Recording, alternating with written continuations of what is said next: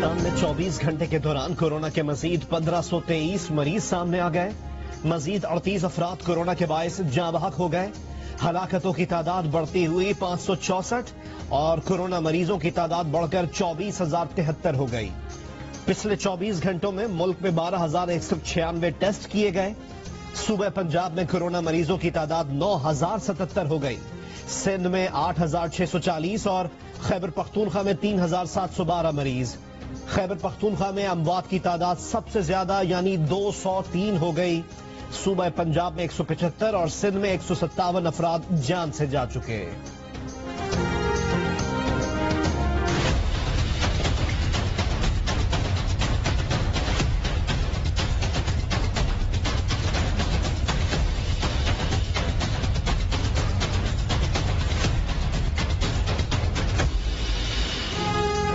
National command and operation centre نے lock down میں نرمی سے متعلق سفارشات تیار کر لی. 11 مئی سے لاک ڈاؤن نرم کیا جا سکتا ہے. سفارشات کے مطابق چھوٹی دکانیں اور عید کی خریداری سے متعلق دکانیں کھولی جائیں. اسٹیل، الیکٹریکل اور ایلومینیم کی صنعتیں چلائی جائیں. شہروں میں بسوں اور ویگنوں کو چلنے کی اجازت دینے کی تجویز. اندرون ملک پروازیں بھی اڑان بھر سکتی ہیں. لاک ڈاؤن میں نرمی کیسے کی جائے؟ کاروبار کھولنے کے طریقہ کار کیا رکھا جائے؟ احتیاطی تدابیر کیا اختیار کی جائیں گی؟ حتمی فیصلے آج وزیر اعظم عمران خان کی زیر صدارت قومی رابطہ کمیٹی کے اجلاس میں ہوں گے. وزیر اعظم قوم کو بھی اعتماد میں لیں گے.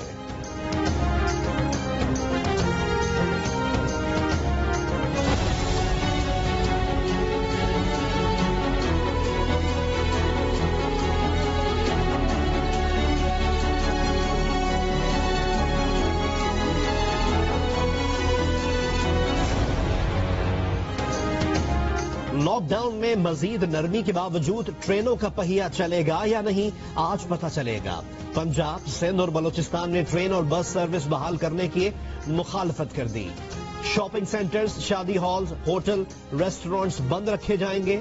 National command and operation centre نے پہلے سے بند صنعتوں اور اسکولوں کو بند رکھنے کی بھی سفارش کر دی. لاک ڈاؤن سے متعلق آپ قیادت کریں، ہم عمل درآمد کریں گے. پورے ملک میں ایک ہی پالیسی کے حامی ہیں. صوبہ سندھ کی وفاق کو پیشکش. وزیر تعلیم سندھ سعید غنی نے کہا کہ پنجاب اور خیبر پختونخوا بھی کچھ چیزوں کے کھلنے کے مخالف ہیں. صوبہ بلوچستان مکمل لاک ڈاؤن کا پہلے ہی اعلان کر چکا ہے. متنازع بیانات نہ دیے جائیں. سیاسی پوائنٹ اسکورنگ اور حکومت سندھ کو نشانہ بنانے سے گریز کیا جائے. اسٹیٹ بینک سے شرح سود 1% کرنے کا بھی مطالبہ. خیبر پختونخوا کے وزیر ہاؤسنگ ڈاکٹر امجد علی کورونا میں مبتلا ہو گئے. کہا لاک ڈاؤن کے دوران وہ قرنطینہ اور اسپتالوں کے دورے کرتے رہے. کھانسی اور بخار کی علامات کے باعث کورونا ٹیسٹ کرایا جو مثبت آیا. 4 روز سے خود کو قرنطین کر لیا ہے. عوام دعا کریں.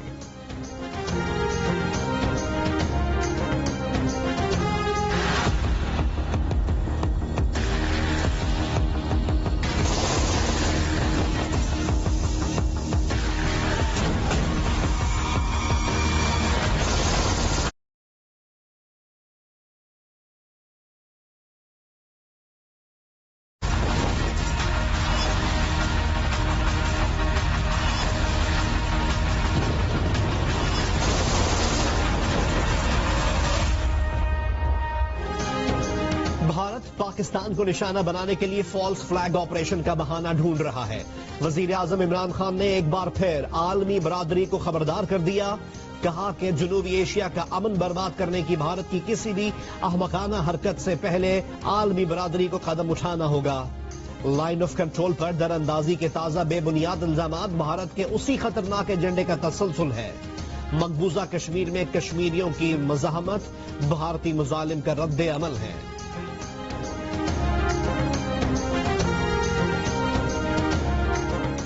دنیا بھر میں کورونا مریضوں کی تعداد 38,22,000 سے تجاوز کر گئی. 2,65,000 سے زائد افراد اس وائرس کے باعث جان سے جا چکے. برطانیہ میں کورونا مریضوں کی تعداد 2 لاکھ سے تجاوز کر گئی. یورپ پہلا ملک بن گیا جہاں کورونا سے اموات کی تعداد 30,000 سے زیادہ ہے. اٹلی میں مزید 369 اور اسپین میں 244 افراد انتقال کر گئے. فرانس میں 282 اور جرمنی میں مزید 278 افراد ایک ہی روز میں جان سے گئے۔ بھارت 53,000 مریضوں کے ساتھ دنیا میں 14ویں نمبر پر پہنچ گیا۔ امریکہ میں کورونا مریضوں کی تعداد 12,63,000 سے زیادہ ہو گئی۔ 74,800 افراد جان سے جا چکے۔ نیو یارک میں 3,33,000، نیو جرسی میں 1,33,000 اور میساچیوسیٹس میں 72,000 افراد کورونا وائرس کا شکار۔ امریکہ اپنے 80 لاکھ سے زائد شہریوں کا کورونا ٹیسٹ کر چکا۔ صرف ریاست نیو یارک میں 10.5 لاکھ سے زیادہ ٹیسٹ کیے جا چکے۔ میاں شہباز شریف کی زیر صدارت مسلم لیگ نون کا اجلاس۔ ذرائع کے مطابق نون لیگ نے 18ویں ترمیم میں تبدیلی کی مخالفت کا فیصلہ کر لیا۔ مسلم لیگ نون کے سعد رفیق کا کہنا ہے کہ 18ویں ترمیم سے متعلق حکومت کی جانب سے کسی نے نون لیگ سے رابطہ نہیں کیا۔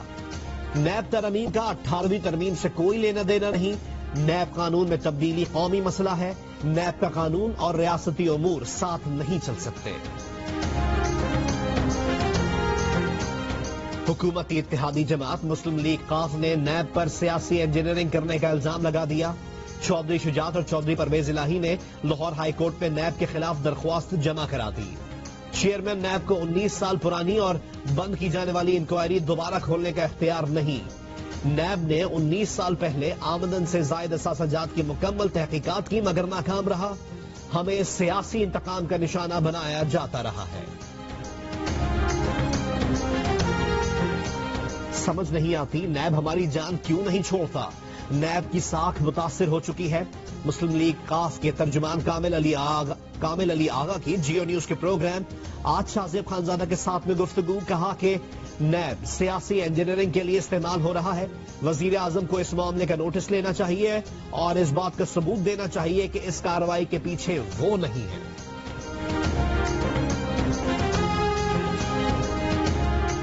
کراچی میں ڈاکٹر فرقان کا انتقال وینٹیلیٹر نہ ملنے سے نہیں بلکہ اس وجہ سے ہوا کیونکہ ایمبولینس اسٹاف اور سول اسپتال کے عملے نے انہیں بروقت طبی امداد نہیں دی۔ محکمہ صحت سندھ کی انکوائری رپورٹ سامنے آ گئی۔ رپورٹ کے مطابق ڈاکٹر فرقان کے سول اسپتال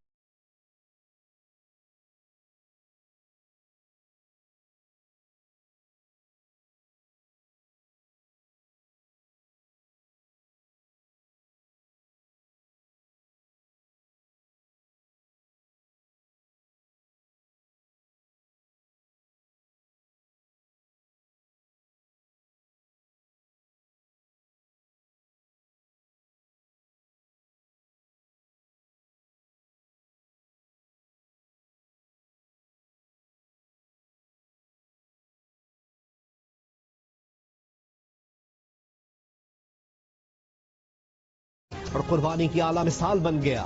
طبی عملے کی خدمات کا اعتراف کریں۔ اتوار کی شام 6 بجے اپنے گھر، بالکنی اور گاڑیوں پر سفید پرچم لہرائیں۔ ڈاکٹرز، نرسز اور طبی عملے کے لیے تالیاں بجائیں۔ اظہار یکجہتی کی 10 سیکنڈز کی ویڈیو بنائیں، ہمیں بھیجیں، ہم دنیا کو دکھائیں گے۔ ویڈیو بھیجنے کے لیے ہمارا نمبر آپ کی اسکرین پر۔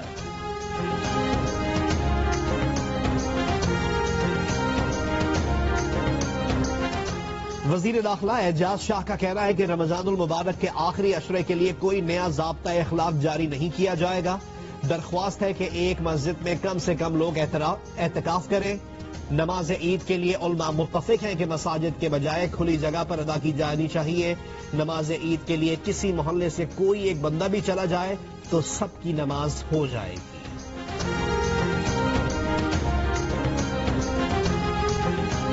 کورونا وائرس کی وجہ سے لاک ڈاؤن کے منفی اثرات سے عام آدمی کی مشکلات میں اضافہ ہو گیا۔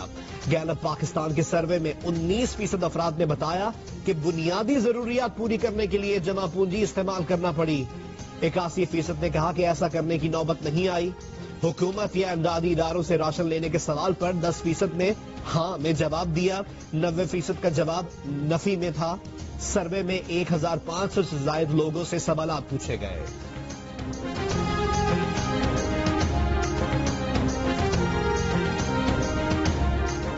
لاہور میں لاک ڈاؤن کے دوران گھریلو تشدد کے واقعات 25% بڑھ گئے۔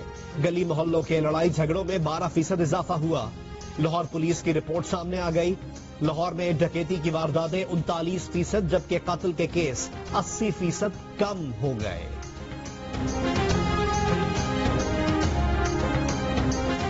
کراچی میں بدھ کے روز بھی گرمی کی شدت برقرار، پارا 40 ڈگری کو چھو گیا، شدت 42 ڈگری کی محسوس کی گئی۔ گرمی کی لہر آج بھی جاری رہے گی، 8 مئی سے درجہ حرارت میں کمی آئے گی، 15 مئی کو گرمی کی ایک اور لہر آنے کی پیش گوئی۔ طبی ماہرین کی شہریوں کو افطار اور سحر میں پانی کا زیادہ استعمال کرنے اور بلا ضرورت گھر سے باہر نہ نکلنے کی ہدایت۔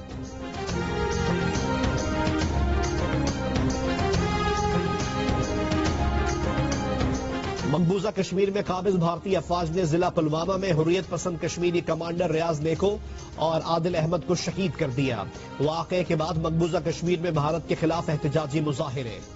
بھارتی فوج کی جعلی مقابلوں کے خلاف کل جماعتی حریت کانفرنس نے آج مقبوضہ کشمیر میں مکمل ہڑتال کی کال دے دی۔ ریاض احمد نیکو اسکول ٹیچر تھے جنہوں نے بھارتی مظالم سے تنگ آ کر بندوق اٹھائی۔